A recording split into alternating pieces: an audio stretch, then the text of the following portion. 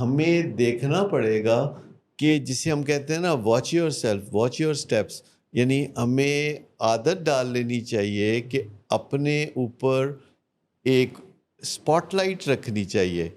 اور جب خطرناک ٹائم آتا ہے جو کہ ایڈکشنز کا جو ٹائم ہے خطرناک، وہ شام 5 بجے سے شروع ہو کے رات 1 بجے تک رہتا ہے، تو اس وقت آپ جو ہے جو کلوز اپ کرتے ہوئے اسپاٹ لائٹ جو ہے اس ٹائم پہ رکھیں کہ عموماً جو 16 گھنٹے ہوتے ہیں 24 گھنٹوں میں سے وہ ہمیں ٹف ٹائم نہیں ملتا، تھینک گاڈ. لیکن نشوں کے بارے میں یا دیگر علتوں کے بارے میں جو خطرناک ٹائم ہے وہ شام کا ٹائم ہے، جب سورج غروب ہو جاتا ہے تو آپ سمجھیں کہ آپ کے اندر وہ توانائی بھی کم ہو جاتی ہے اور آپ کو پھر خود سے کچھ عرصے کے لیے سورج کی مدد کے بغیر اپنی نگرانی کرنے کی ضرورت ہوتی ہے. اتنا مشکل یہ لگ رہا ہے کہ ایک ایک چیز سے بچنا ہے. مشکل نہیں ہے، یعنی مشکل نہیں ہے، یہ صرف پتہ ہونے یا نہ ہونے کا معاملہ ہے، یہ جاننے یا نہ جاننے کا معاملہ ہے. اگر ہم جانتے ہیں تو ہم چیزوں سے فائدہ اٹھا لیتے ہیں، وہ آسان ہو جاتی ہیں.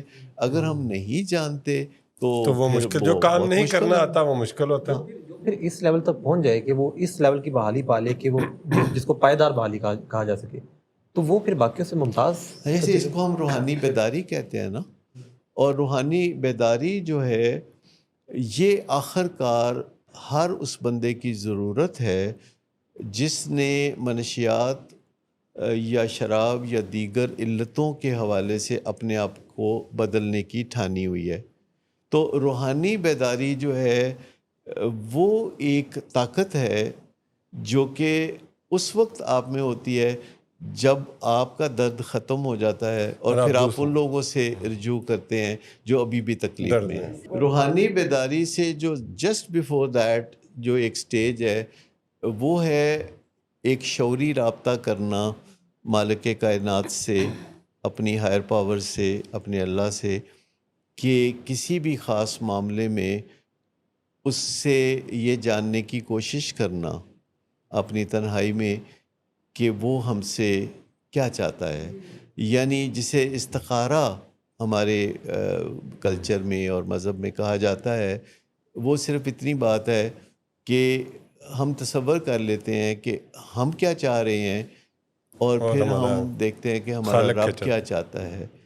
تو ہوتا تو وہی ہے جو ہمارا رب چاہتا ہے. تو اگر ہمیں پتہ چل جائے کہ ہمارا رب کیا چاہتا ہے تو ہم مزاحمت چھوڑ دیتے ہیں، اور کوئی کام میں بھی جب ہم مزاحمت چھوڑ دیتے ہیں تو پھر ہم ایک چشمے کی طرح بہنے لگتے ہیں. پھر اس سے آپ سے دوسروں کو فائدہ ہوتا ہے. جب آپ خود روحانی بیداری ہو جاتی ہے تو پھر آپ دوسروں کو اپنے ارد گرد کے ماحول کو بھی جو ہے وہ پھر بیدار کرتے ہیں. دیکھیں یہ سارے سٹیپس ہیں نا، جیسے میں نے کہا کہ پہلے ہم روحانی بیداری ایک دم حاصل نہیں کرتے، یہ کئی سٹیپس میں یہ سارا کام ہوتا ہے. اپنی غلطیوں کو ماننا، اپنی جو علت ہے اس کی تباہی کو سمجھنا، اپنی بے بسی کو سمجھنا، بدلنے کا ارادہ بنانا، سباؤ بنانا، پھر اللہ تعالیٰ کو کہنا کہ دیکھو یا اللہ میں تو تیار ہوں، تو اب تو کوئی چمتکار کر دے کہ میں بدل جاؤں. تو یہ ساری چیزیں جو ہے نا چھوٹے چھوٹے قدموں کے ساتھ آپ آگے بڑھتے ہیں. لیکن جو زیادہ تر لوگ ہیں وہ ایک بہت بڑی چھلانگ لگانا چاہتے ہیں جس کو ول پاور کی چھلانگ کہتے ہیں.